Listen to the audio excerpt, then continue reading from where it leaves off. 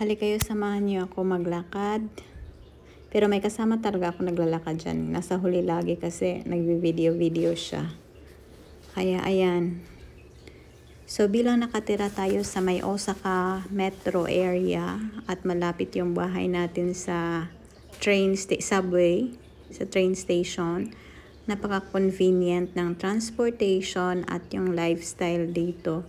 But of course, mahal kasi lahat kailangan mong bayaran, mabilis yung buhay. Halos wala kang panahong mag-relax. Yung magre-relax ka na nga lang sana, may plano kang mag-relax, tapos may biglang mag-message na mangutang, tapos yung pipilitin kang ipadala agad yung pera, tapos syempre mapilitan kang lumabas para i-accommodate yung request nila. Tapos dahil pag oras ng bayaran ay hindi mo na sila mahagilap.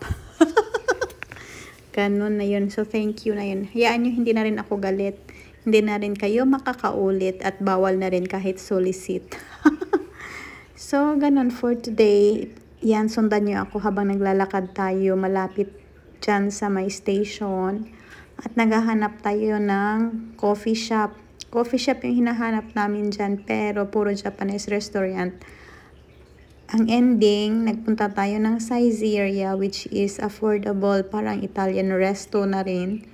Family resto. Kasi kakain si Inday Shaira ng pizza daw. So, ayan. For today's meal, kakain daw siya ng pizza. Ayan. So, ayan, tinitingnan ko kung anong pwedeng ma-order dyan. Pero hindi naman talaga ako gutom. Gusto ko lang is magkape at mag-relax saglit bago uuwi ng bahay.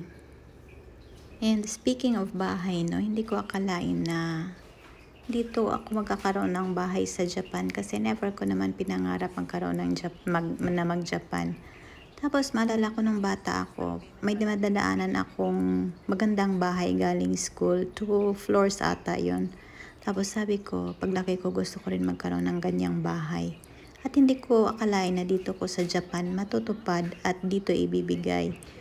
And then, yun. Kaya wag niyong tigilan yung pangarap niyo kasi hindi niyo alam kung kailan at saan ibibigay sa inyo ni Lord din. So we'll just have to continue living a good life. Ang importante naman is true tayo sa buhay natin at hindi tayo nanloloko ng kapwa at lahat ng makukuha mo ay dapat paghirapan mo at pagpaguran mo at hindi tayo aasa na masyong madali ang pera. So dapat talaga even slowly basta surely matutupad mo yan. So after namin kumain, bumili ako dyan ng tinapay para breakfast nila. Napapansin nyo minsan, no, yung buhok ko maganda, minsan buhaghag. Kasi pag nakakain ako ng madaming tinapay, nagkakaroon ako ng dandruff. So pag kailangan ko gumamit ng anti-dandruff shampoo, ayan.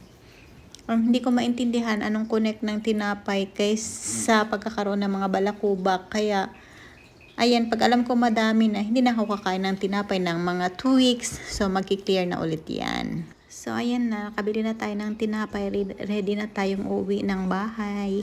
So, madadaanan mo dyan yung parlor na kailangan ko pang magpa-reserve kung gusto ko magpagupit dyan. May mga restaurant, at meron din silang mga pachinko, yung gambling slot machine dito sa Japan kung saan-saan meron yan. Pero, hindi ko pa na-experience minsan na pumasok dyan at never kong gagawin yung mga ganyan. Kaya, di ko alam, kahit na nandito na ako sa Japan, hindi pa rin ako nasilaw sa mga bagay-bagay na kung ano-ano lang. Basta ako nakafocus ako sa goal ko at sa mga blessings na thankful ako na binigay sa akin. Kasi nga, hindi naman ako pumasok dito as entertainer, pero napunta talaga ako dito ng Japan. So, para talaga siguro ako dito sa Japan.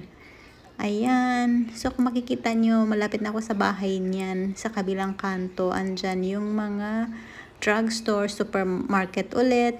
Kaya dyan ako namimili. Kaya wala ako maipakitang farm and garden kasi nasa metro ako.